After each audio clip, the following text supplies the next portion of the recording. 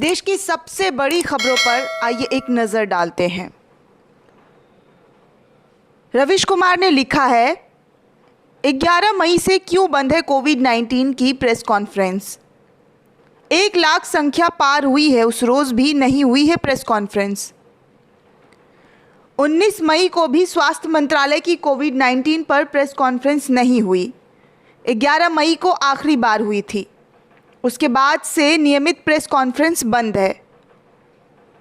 शाम को press release आ जाती है जिसे छाप दिया जाता है, एक ऐसे दिन जब कोविड-19 की संख्या 1 लाख के पार चली गई। स्वास्थ्य मंत्रालय के अधिकारी प्रेस के सामने ही नहीं आया। क्या सरकार ने इस महामारी से संबंधित सूचनाओं को व्यर्थ मान लिया है? सरकार मान सकती है, लेकिन क्या लोगों ने भी मान लिया है?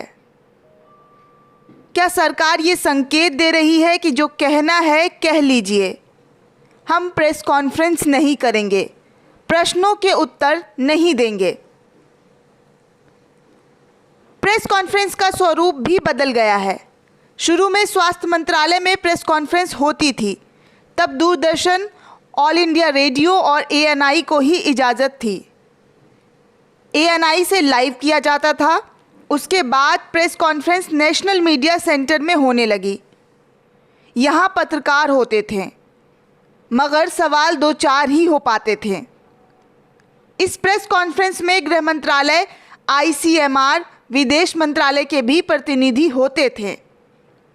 उसके बाद 2 लोग आने लगे। ICMR के प्रतिनिधि का आना बंद हो गया। अब सिर्फ स्वास्थ्य मंत्रालय के संयुक्त सचिव और गृह मंत्रालय की संयुक्त सचिव आते हैं। वो भी 11 मई के बाद से नहीं आए हैं। शुरू में ICMR के वैज्ञानिक गंगा खेडकर होते थे। स्वास्थ्य मंत्रालय के अधिकारी लव अग्रवाल अक्सर कहते सुने गए हैं कि टेक्निकल बातों का जवाब गंगा खेडकर जी देंगे। करीब 20 दिनों से गंगा खेडकर जी प्रेस कॉन्फ्रेंस में नहीं आए हैं।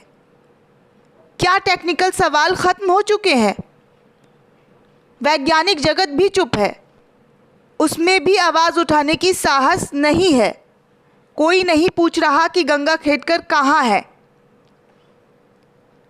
यही नहीं, इस महामारी से लड़ने के लिए 29 मार्च को 11 एम्पावर्ड ग्रुप का गठन भी किया गया था। अभी तक सिर्फ 7 मौक़ों पर ही एम्पावर्ड ग्रुप के चेयरमैन ने प्रेस को संबोधित किया है। 4 एम्पावर्ड ग्रुप ने प्रेस कॉन्फ्रेंस ही नहीं किया। यही नहीं, पहले 7 दिन में प्रेस कॉन्फ्रेंस होती थी, अब इसे घटाकर 4 दिन कर दिया गया है। बुधवार, शनिवार और रविवार को प्रेस कॉन्फ्रेंस नहीं होते हैं। अब तो 11 मई से प्रेस कॉन्फ्रेंस भी नहीं हो रहे हैं, बंद हैं। मार्च में सरकार ने सुप्रीम कोर्ट से कहा था कि मीडिया को निर्देश दें कि कोविड-19 के मामले में सिर्फ सरकारी सूचना प्रकाशित करें। मीडिया को लेकर सरकार ने अपनी सोच जाहिर की थी। सुप्रीम कोर्ट ने मना कर दिया। अब सरकार ने ही प्रेस कॉन्फ्रेंस बंद कर दी। 8 दिन हो गए हैं, प्रेस के सामने ही नहीं आए। 10 मई से स्वास्थ्य मंत्रालय की वेबसाइट से राज्यों में महामारी का ग्राफ ही लोगों की नज़र से हटा लिया गया। दुनिया भर में कोविड-19 से लड़ाई में प्रेस कॉन्फ्रेंस का अहम रोल है। सूचनाओं की पारदर्शिता ने कमाल का असर किया है।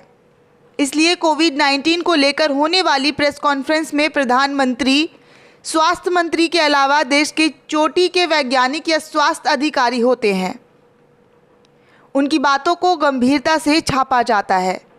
वे अक्सर अपने प्रधानमंत्री या राष्ट्रपति से अलग अलग व्यक्त राय करते हैं। अमेरिका में ट्रंप एंटनी फाउची की जीती आलोचना कर लें, लेकिन फाउची भी ट्रंप की बातों को काट देते हैं। स्वीडन, न्यूजीलैंड, ताइवान जैसे कई देशों में प्रेस कॉन्फ्रेंस में महामारी और संक्रमण के चोटी के विशेषज्ञ होते हैं।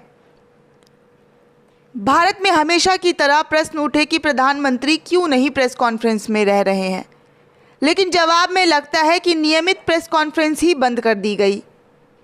हमारी आपकी ज़िंदगी दांव पर है। किसी की नौकरी जा रही है तो किसी की जान। अगर सूचनाओं को लेकर ये रवैया है, इस तरह की लापरवाही और रहस्य को मंजूरी मिल रही है, तो फिर जनता ने कुछ और तय कर लिया है। आए दिन टेस्ट को लेकर सैंपल जांच के नियम बदलते रहते हैं, कहीं कोई चर्चा या बहस नहीं होती।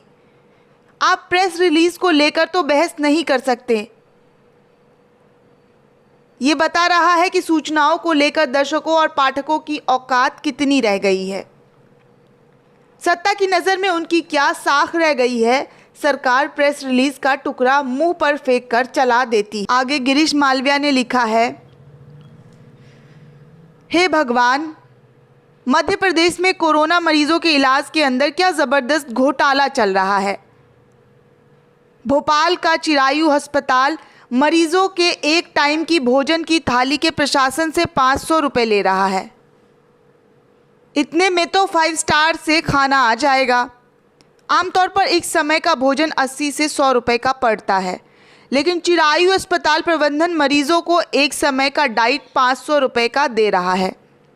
अन्य अस्पतालों में कोरोना पॉजिटिव मरीजों को 180 रुपये में एक बार की डाइट उपलब्ध कराई जा रही है, लेकिन चिरायु ने तो लूट ही मचा दी है। सारे जमाती भाइयों से अनुरोध है कि एक बार चिरायु अस्पताल वालों को सेवा का अवसर अवश्य प्रदान करें। एक दिन का मरीजों पर किए जाने वाले खर्च जानकर तो आपके होश उड़ जाएंगे। मध्य प्रदेश के स्वास्थ्य विभाग के आपदा प्रबंधन सेल ने निजी अस्पतालों के साथ MOU किया है। अस्पताल प्रबंधन इसमें 5,120 रुपये से अधिक प्रतिदिन खर्च कर रहा है, यानी गजब की लूट चल रही है। मध्य प्रदेश के अधिकारियों मंत्रियों की गजब की सेटिंग नज़र आ रही है। औसतन मरीज 10 दिन डिस्चार्ज किए जाते हैं। इस तरह एक मरीज के स्वस्थ होने में 51,000 रुपये निजी अस्पताल संचालन सरकार से ले रहे हैं। भयानक लूट मची हुई है भाई, उड़ के लगी है इन निजी अस्पताल वालों की। राजधानी के सबसे ज़्यादा कोरोना संक्रमित को ठीक करने वाला अस्पताल चिरायु अस्पताल ही है। बात की गहराई को समझ तो ही गए होंगे। आते हैं मामा जी, इतना बड़ा घोटाला करेंगे सोचा भी नहीं था। आगे जियागम मुर्तुज़ा ने लिखा है, बीजेपी को लगता है ये मजदूर वही 30% मिसिंग वोट हैं जिनका नाम वोटर लिस्ट में है, लेकिन दूसरे राज्य में होने की वजह से वोट नहीं कर पाए थे। इनमें दलित हैं, अति पिछड़े हैं जो शायद बीजेपी के कोर वोटर नहीं हैं। ये लोग अगर यूपी बिहार लौट आए, कोरोना लंबा चला और ये लोग वापस नहीं लौटे तो बीजेपी के लिए अगले विधानसभा चुनाव में मुश्किलें होंगी। इसलिए यूपी बिहार सरकार मजदूरों के साथ दुश्मन सरीखा व्यवहार कर रही है। यूपी बिहार सरकार को चाहती है कि ये मजदूर या तो निपट जाएं या जहां है वहीं रहकर भूख से मर जाए, लेकिन वापस किसी हाल में ना आए। बाकी तो ये वोट बीजेपी को देंगे वाला नैरेटिव संघ की प्रयोगशाला से फेंका गया है। ठीक उसी तरह जैसे आएगा तो मोदी ही, इसका मकसद साफ है, लोग मजदूरों से हमदर्दी ना करें और उनकी घर वापसी को सुलभ ना बनाएं। जो भी मजदूरों के साथ खड़ा दिखेगा वो दुश्मन है, चाहे फिर वो कोई राजनीतिक दल हो, राजनीतिक व्यक्ति, सामाजिक संस्था या फिर सामान्य व्यक्ति। यूपी बिहार में मजदूरों के समर्थन में खड़े होने वाले, उनके लिए खाना पीना का इंतज़ाम करने वालों या फिर उनके समर्थन में बोलने वालों पर दर्ज हो रहे हैं धड़ाधड़ मुकदमे। इस बात की दलील है। बहरहाल अगर आप इस सियासत को ना भी समझ रहे हैं और सियासत से दूर रहना चाहते हैं तो मज़दूरों का मज़हब बाद में है, इंसानियत पहले है। आप किसी की मदद वोटों की चाहत में नहीं करते, आप मदद करते हैं क्योंकि आपका मज़हब और आपके भीतर की इंसानियत ऐसा करने के लिए बोल रही है। बाकी जो लोग आपके मज़दूरों के साथ या कहिए कि उनकी इंसानियत की वजह से परेशान दिख रहे हैं, उनके चेहरे पहचान लीजिए। ये सरकार के पेट टट्टू हैं, बैंक एंड ब्याज है या फिर किसी न किसी तरह सरकार से फ़ायदा उठाने वाले लोग। बाकी मज़दूर उसी तरह निशाने पर हैं जैसे कुछ दिन पहले आप NRC के ज़रिए थे, टीवी, ट्रॉल मीडिया और भाड़े के सैनिक किसी भी कीमत पर इन लाखों मजदूर का वजूद मिटाने पर तुले हैं, क्योंकि उनका हर अमल वोटों की सियासत के मद्देनज़र होता है। तो भैया उनकी इंसानियत मर चुकी है, आप अपनी बचा कर रखें। आगे शीतल पी सिंह ने लिखा है, ये एक खबर का मुखड़ा है, ज़्यादा पुरानी भी नहीं है, इसी दशक की है। कोई 7 बरस पहले तब बीजेपी पार्टी को इलेक्ट्रोल ब्रांड से भी कई हज़ार करोड़ रुपए नहीं मिले थे, और ना तब पीएम केयर नामक संगठन था जिसमें हज़ारों करोड़ रुपए जमा थे, और ना दिल्ली, लखनऊ, पटना की सरकार कब्जे में थी। तब मोदी जी की पटना की रैली के लिए 3000 बसें और 11 ट्रेनें लगाई गई थी। ये आयोजकों ने खुद बताया था, किसी खबर नवीस का स्कूप नहीं है, सभी अखबारों की सुर्खियों में था। और अब देश की सरकार और देश के सबसे बड़े सूबे की सरकार पूरी तरह से अकेले हाथ में होते हुए 16 मई से विपक्षी दल द्वारा विरोध में सौंपी गई 847 बसों को प्रवासी मजदूरों के लिए चलाने का मुहूर्त ही नहीं निकल पा रहा है। इसकी जगह TV media, IT cell, BJP की प्रवक्ताओं की फौज और केंद्र व यूपी की ब्यूरोक्रेसी मिलजुल कर ये इंतज़ाम करने में लगे हैं कि हफ्तों से खुलेआम आसमान की तपती धूप में चने की तरह भूनते ये बेबस इंसान किसी भी हाल में इन बस में ना बैठ पाए। इनका दावा है कि देश सिर्फ यही चला सकते हैं, और विश्व के कई देशों की एप्लीकेशन इनके आईटी सेल को मिली है कि वहाँ की जनता भी अपने देश इन्हीं से चलवाना चाहती है। आगे श्याम मीरा सिंह ने लिखा है, प्रियंका वर्सेस योगी में राजनीति कौन कर रहा है। 16 मई को प्रियंका गांधी ने उत्तर प्रदेश के मुख्यमंत्री को पत्र लिखकर 1000 बस देने की पेशकश की। 18 मई को उत्तर प्रदेश सरकार ने प्रियंका की पेशकश मान ली, लेकिन एक स्वांग रचा। स्वांग क्या था?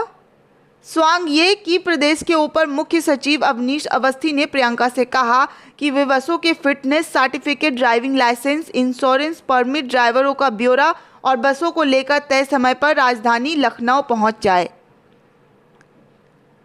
विपत्ति के समय जबकि फंसे हुए मजदूरों के लिए एक एक घंटा मुश्किल हो रहा है, तब प्रदेश सरकार इंश्योरेंस, फिटनेस, परमिट सब जांचने में बैठ गई। क्या आपको नहीं लगता जब आप केवल एक बाइक लेकर भी सड़कों पर निकलते हैं तब ट्रैफिक पुलिस चाहे तो कोई ना कोई एक कमी निकाल कर आपके वाहन को अनफिट घोषित कर ही सकती है। यहाँ तो 1000 बसों की बात थी। इतने कम समय में सभी कागजात तैयार कराने का क्या अर्थ है? संकट के समय में उत्तर प्रदेश सरकार द्वारा ज़्यादा से ज़्यादा बसों को अनफिट करने के पीछे का क्या मंतव्य रहा होगा, इसे समझना उतना मुश्किल भी नहीं है। ये हाल तब है जब बसों के इंश्योरेंस, परमिट, रिपेयरिंग का काम पिछले 2 महीने से ठप पड़ा हुआ है। कुछ बसें तो इस कारण भी अनफिट घोषित की जा सकती थी। दूसरा सवाल ये है कि मजदूर बॉर्डरों से आ रहे हैं, जैसे कि दिल्ली बॉर्डर, हरियाणा बॉर्डर, या फिर बसों की सामान्य जांच के लिए ब्यौरा देने के लिए लखनऊ बुलाने का औचित्य क्या रहा? दिल्ली बॉर्डर से लखनऊ बॉर्डर की दूरी करीब 583 किलोमीटर है। वापस दिल्ली आने में भी इतने ही किलोमीटर की दूरी तय करनी पड़ती है। अब आप सोचिए, उत्तर प्रदेश सरकार महामारी जैसे आपातकालीन समय में 1000 बसों को 1170 किलोमीटर तक व्यर्थ में दौड़वाने के पीछे क्या सोच काम कर रहा है? क्या अब भी समझना मुश्किल है कि ये राजनीति कौन कर रहा है? मुश्किल वक्त में जल्दी से जल्दी मदद देने की मंशा से प्रियंका ने दोबारा अपील की कि लखनऊ की बजाय बॉर्डरों पर ही उनकी बसों की जांच की जाए तो अच्छा रहे। 19 मई यानी कल सुबह 10 बजे उत्तर प्रदेश के प्रमुख गृह सचिव ने प्रियंका गांधी से सभी बसों के ब्यौरों के साथ गाजियाबाद नोएडा बॉर्डर आने के लिए कहा। 3:45 पर प्रियंका ने उत्तर प्रदेश प्रशासन को सूचना दी कि हम अपनी बसें लेकर यूपी बॉर्डर ऊंचा नंगला पहुंच चुके हैं। आगरा का प्रशासन हमें प्रवेश करने नहीं दे रहा है, कृपया हमें जल्दी से जल्दी अनुमति दें। उसके बाद सरकार ने बसों से संबंधित कागजातों की जांच की और मीडिया में खबर दी कि कांग्रेस ने बसों की जो लिस्ट दी है उसमें से 31 ऑटो हैं, 59 स्कूल की बसें, एम्बुलेंस, मैजिक, डीसीएम है यानी 4 पहिया वाहन है, 297 वाहन के बीमे और फिटनेस नहीं है। यानी जितने ऐप निकले जा सकते थे उतने निकाल दिए। प्रदेश सरकार ने निकालकर मीडिया को बता दिया। मीडिया में भी भाजपा सरकार के पक्ष में माहौल बनाकर प्रियंका गांधी पर राजनीति करने का आरोप लगाया जाता रहा है। अब ये एक बात है कि गौर करने की ज़रूरत है, इतने सारे ऐप निकालने के बावजूद प्रदेश सरकार के ही अनुसार प्रियंका द्वारा सौंपे बेड़े में 869 बसें हैं। इतनी बाधाएं डालने के बावजूद यदि प्रियंका ने इतनी बसों का इंतजाम कर दिया तो कायदे से प्रदेश सरकार को विपक्ष का धन्यवाद करना चाहिए था। अच्छा होता मुसीबत के समय सरकार और मजदूरों का साथ देने के लिए प्रियंका की सराहना की जाती। इससे भारतीय राजनीति में एक अलग चलन की शुरुआत होती। हर काम में भारतीय प्रधानमंत्री कहते हैं कि हम विपक्ष से आग्रह करते हैं कि विपक्ष हमारे साथ कंधे से कंधा मिलाए, लेकिन जब विपक्ष साथ आया तो उन्हें ही लपेटने का काम शुरू कर दिया गया। बोलने में ये बात बड़ी सुंदर लगती है कि विपक्ष हमारा साथ दे, लेकिन प्रियंका जब कंधे से कंधा मिलाने आई तो सरकार ने छोटे से छोटे ऐप निकालने के लिए पूरा प्रशासन लगा दिया। हद तो तब हो गई जब इस ब्यूरो में मामूली लापरवाहियों की वजह से प्रियंका के निजी सचिव पर ही धोखाधड़ी का आरोप लगाते हुए एफआईआर दर्ज कर दी गई। राजनीति कौन कर रहा है? बसों को चलाने से कौन रोक रहा है? बाधाएं कौन बन रहा है? प्रियंका या उत्तर प्रदेश सरकार? ये आप तय कर लीजिए। लेकिन इस प्रकरण में इतना तो पता चला कि उत्तर प्रदेश सरकार अपनी निर्लज्जता और असंवेदनशीलता के सबसे ऊंचे शिखर पर पहुंच चुकी है, जहां पर सिर्फ और सिर्फ विशुद्ध राजनीति और घृणा का साम्राज्य बचा रह गया है।